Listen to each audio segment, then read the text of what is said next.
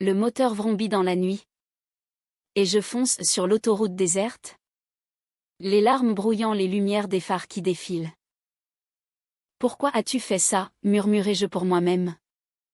Le cœur serré comme un étau. Alors que le souvenir de son baiser avec une autre me transperce comme une lame. Soudain.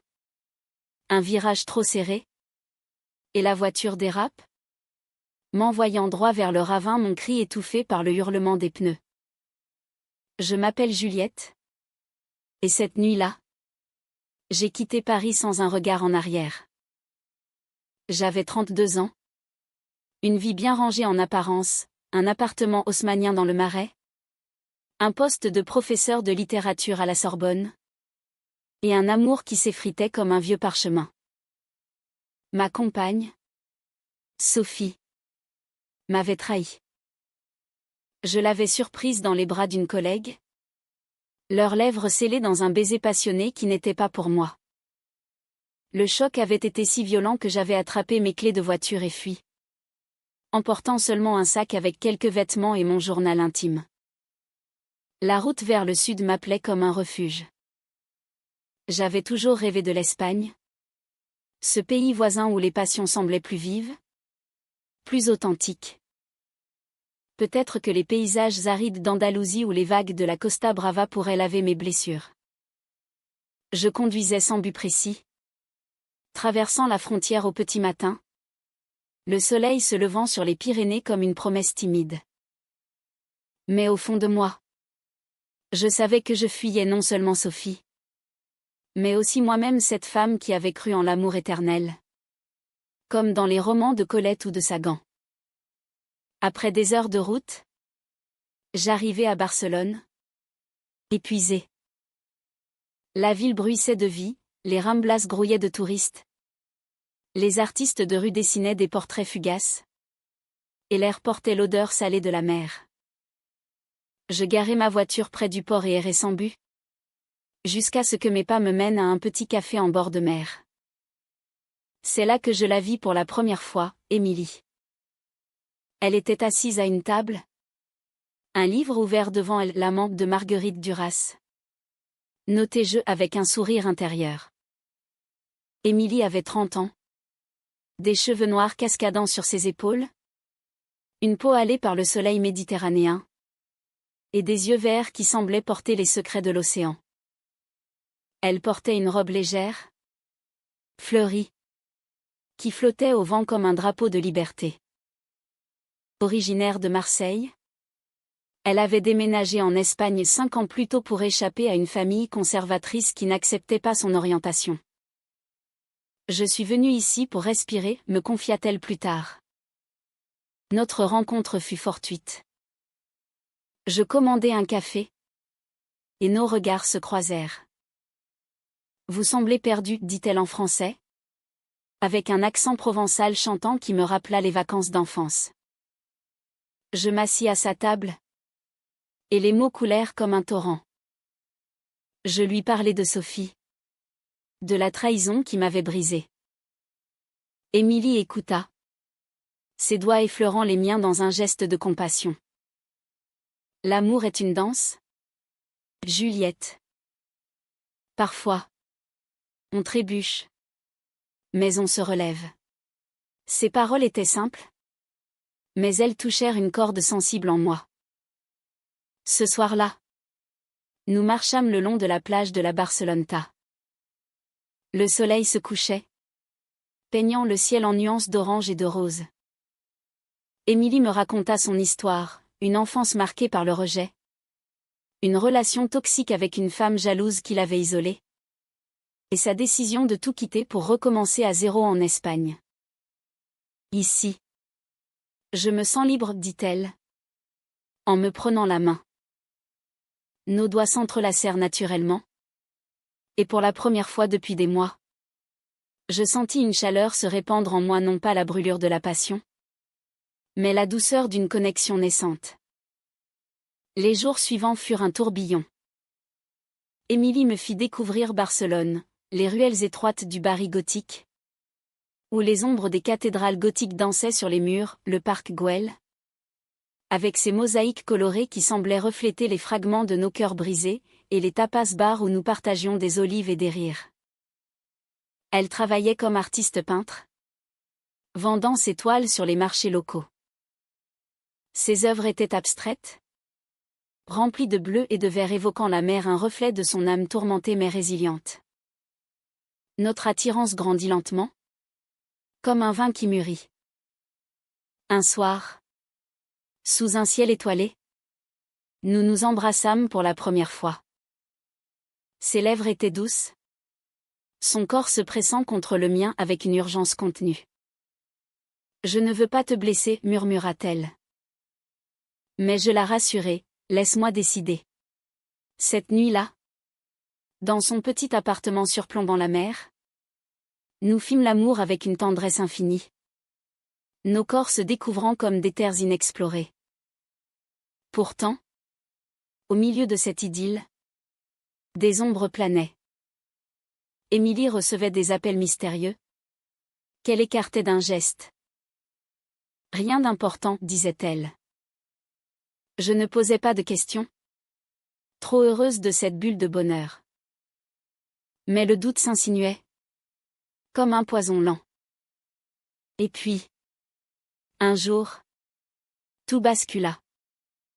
C'était un après-midi ensoleillé à Sitges, une petite ville côtière au sud de Barcelone, où nous avions décidé de passer le week-end. Émilie m'avait emmenée là pour oublier le monde, disait-elle. Les plages étaient bondées de familles et de couples. L'air rempli du cri des mouettes et du rire des enfants.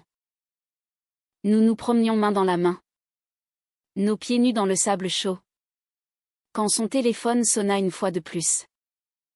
Cette fois, elle ne raccrocha pas immédiatement. Je vis son visage pâlir, ses yeux se voiler d'une tristesse profonde. « Qui est-ce » demandai-je. Une pointe de jalousie me pinçant le cœur. Elle hésita, puis soupira, « C'est mon ex. Maria. Elle est revenue en ville. Maria. » Le nom résonna comme un écho funeste. Émilie m'avait vaguement parlé d'elle, une Espagnole passionnée, jalouse, qui l'avait quittée brutalement 2 ans plus tôt pour une autre femme. Mais ce que Émilie ne m'avait pas dit, c'est que Maria n'avait jamais vraiment disparu. Ce soir-là, dans notre chambre d'hôtel surplombant la mer, elle avoua tout. Elle m'a contacté il y a 1 semaine. Elle veut me revoir, dit qu'elle a changé. Les mots me frappèrent comme une vague glacée. Et toi? Qu'est-ce que tu veux? Demandai-je, la voix tremblante. Émilie baissa les yeux, je ne sais pas. Juliette. Une partie de moi l'aime encore. La trahison était là. Pas physique, mais émotionnelle, une fissure dans la confiance que nous avions bâtie. Je me sentis comme une idiote. Une de plus dans la chaîne des cœurs brisés. Tu m'as utilisé pour oublier, criai-je, les larmes coulant sur mes joues. Émilie tenta de me prendre dans ses bras, mais je la repoussai.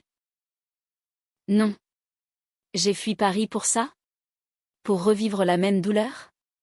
Cette nuit-là, je dormis seule sur le canapé, le bruit des vagues me berçant dans un sommeil agité. Le lendemain, le conflit éclata.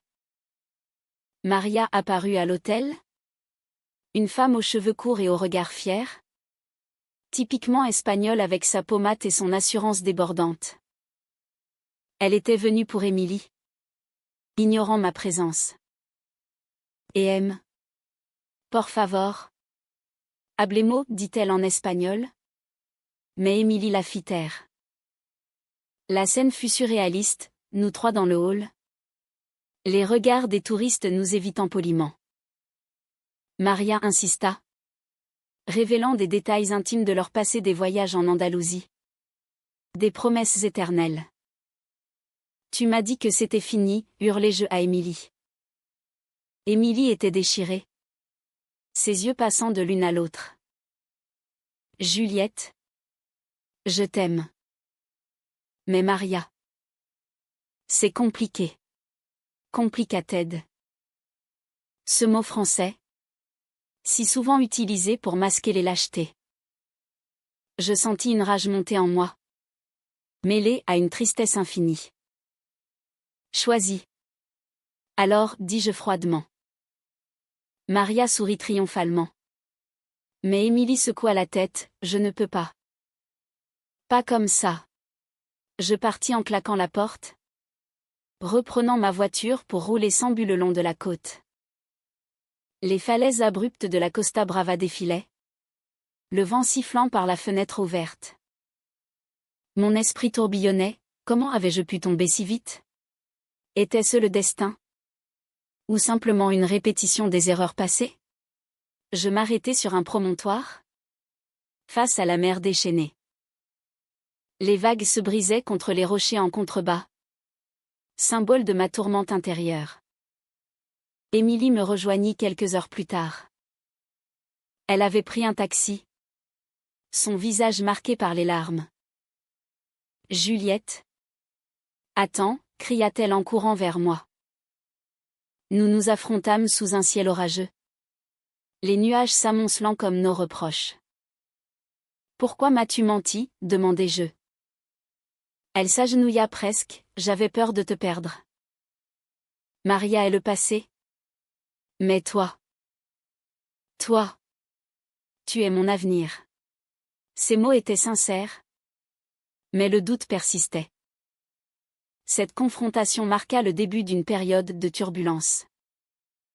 Nous rentrâmes à Barcelone, mais la confiance était ébranlée. Émilie coupa tout contact avec Maria, me le jurant sur son cœur. Pourtant, les nuits étaient hantées par des doutes, des messages supprimés, des regards fuyants. Je me replongeai dans mon journal, écrivant des pages entières sur cet amour naissant, si fragile. L'amour n'est pas une ligne droite, notai-je un soir, inspiré par les courbes des routes espagnoles. Peu à peu, nous reconstruisîmes. Émilie me montra ses toiles inachevées. Des portraits de moi qu'elle peignait en secret mes yeux tristes. Mon sourire timide. Tu m'inspires, dit-elle. Nous voyageâmes ensemble vers le sud, à Grenade, où l'Alhambra nous offrit un décor de contes arabes. Là, sous les arches mauresques, nous renouâmes avec la passion. Nos corps s'unirent dans une chambre d'auberge, avec une intensité renouvelée, comme si la peur de la perte avait attisé le feu. Mais le destin n'en avait pas fini. Un appel de Paris, Sophie voulait me parler. S'excuser. Reviens, implorait-elle. Je refusai. Mais cela raviva mes blessures. Émilie, sentant ma vulnérabilité, devint possessive des questions incessantes. Une jalousie naissante. Es-tu sûre de vouloir rester? Demanda-t-elle un soir. La tension montait, menaçant de tout briser. Le point de non-retour arriva lors d'un festival à Séville. Nous étions venus pour les fêtes de la Semana Santa. Les processions solennelles traversant les rues pavées. Les statues de la Vierge portées par des pénitents encapuchonnés. L'atmosphère était électrique. Un mélange de ferveur religieuse et de passion latine. Émilie et moi dansions dans une bodega. Le flamenco résonnant dans nos veines. Quand Maria réapparut. Elle était là. Au bar. Ses yeux fixés sur Émilie comme une prédatrice. « Qu'est-ce que tu fais ici ?» siffla Émilie. Mais Maria rit, le hasard mis à mort. Le mensonge était évident. Elle avait suivi Émilie, obsédée par l'idée de la reconquérir. La soirée dégénéra, des mots durs échangés en espagnol, des verres renversés. Je me sentis exclue. Une étrangère dans ce triangle infernal. De retour à l'hôtel, Émilie et moi nous disputâmes violemment. Tu l'as appelée?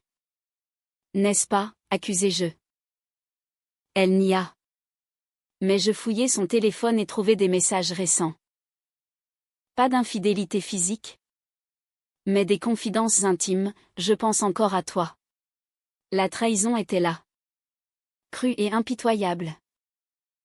Comment as-tu pu, criai-je. Le cœur en miettes. Émilie pleura, c'était une erreur. Je t'aime. Juliette. Je partis cette nuit-là, reprenant la route vers le nord. Les larmes coulaient tandis que les lumières de Séville s'éloignaient dans le rétroviseur. J'errai pendant des jours, dormant dans des motels bon marché, visitant des villages oubliés comme Ronda, avec son pont suspendu au-dessus d'un gouffre, métaphore parfaite de mon abîme intérieur. Je réfléchissais à l'amour, était-il toujours condamné à la douleur? Les romans français que j'enseignais, Madame Bovary. Les liaisons dangereuses semblaient me narguer avec leur tragédie. Émilie me bombarda de messages, pardonne-moi. Reviens. Mais je l'ignorais. Jusqu'à ce qu'un appel change tout. C'était l'hôpital de Barcelone, Émilie avait eu un accident. En rentrant d'une exposition, sa moto avait dérapé sous la pluie. Elle était dans le coma. Ses blessures graves mais non mortelles. Mon monde s'effondra. Malgré la trahison, l'amour persistait, cette connexion profonde que nous avions forgée. Je repris la route en sens inverse, roulant toute la nuit pour la rejoindre. À l'hôpital, je la vis. Pâle et fragile. Branchée à des machines. Maria était là aussi. Dans le couloir. Mais elle s'effaça en me voyant. C'est toi qu'elle appelle dans son sommeil, murmura-t-elle avant de partir. Je m'assis au chevet d'Émilie, tenant sa main, lui racontant nos souvenirs, les promenades sur la plage, les rires partagés, les nuits d'amour. Miraculeusement, elle se réveilla le lendemain. Ses premiers mots furent « Juliette. Pardon. » Nous pleurâmes ensemble, libérant les poisons accumulés. Je t'ai trahi parce que j'avais peur, avoua-t-elle. Peur de m'engager vraiment. Je lui parlais de Sophie. De mes propres doutes. Dans cette chambre stérile. Nous nous pardonnâmes non pas par faiblesse, mais par compréhension humaine. La convalescence fut longue. Émilie rentra chez elle. Et je restai à ses côtés, l'aidant à remarcher, à peindre à nouveau. Nos conversations devinrent plus profondes, explorant les failles de nos âmes. L'amour n'est pas parfait, dis-je un jour. C'est une œuvre en cours, comme tes toiles. Elle sourit. Et nous nous embrassâmes, scellant un nouveau départ. Mais la vie n'est pas un roman. Maria revint une dernière fois, pour dire adieu. Prends soin d'elle, me dit-elle, les yeux humides. Ce fut un moment de grâce, 3 femmes blessées, unies par la compassion. Émilie choisit définitivement, moi. Nous. Un avenir ensemble. Les mois suivants furent une renaissance. Nous déménageâmes dans une petite maison près de la mer, à Cadaqués, un village catalan aux maisons blanches et aux criques secrètes. Inspiré par Dali, qui y avait vécu, Émilie peignit une série de toiles sur notre histoire, des abstractions de tempête et de calme, symbolisant nos épreuves. Je repris l'écriture, commençant un roman sur les amours lesbiennes en exil, un hommage à notre résilience. Notre relation s'approfondit, mêlant passion et tendresse. Nous explorions les sentiers côtiers, main dans la main, discutant de philosophie française, de Beauvoir et de son deuxième sexe, qui résonnait en nous. Nous sommes libres de choisir notre amour, disait Émilie. Les nuits étaient emplies de caresses, nos corps se fondant dans une harmonie parfaite, effaçant les cicatrices du passé. Pourtant, un dernier conflit surgit. Ma famille, en France, a pris pour nous. Ma mère, conservatrice, m'appela, revient à la raison. Juliette. Ce n'est pas une vie. Ces mots ravivèrent mes insécurités. Émilie, sentant ma détresse, proposa, allons à Paris ensemble. Affrontons-les. Nous prîmes la route, traversant les Pyrénées sous un soleil radieux. À Paris, la confrontation fut intense. Ma mère pleura. Mon père resta silencieux. Mais au fil des jours, ils virent notre amour authentique, profond. Si elle te rend heureuse, concéda ma mère enfin. Ce fut une victoire humaine, l'acceptation naissant de la compréhension. De retour en Espagne, nous célébrâmes avec un pique-nique sur les falaises. Le vent portait l'odeur de la sauge et de la mer, et nous nous allongeâmes sur l'herbe, nos têtes se touchant. Je suis partie pour oublier, dis-je. Et je t'ai trouvé. Émilie rit, et je t'attendais. Sans le savoir. Notre histoire n'était pas un conte de fées, mais une tapisserie de joie et de peine. La trahison avait forgé notre lien, nous rendant plus fortes. Dans ce pays adoptif, nous trouvâmes la paix, un amour personnel, loin des jugements. Des années plus tard, je repensais à ce voyage.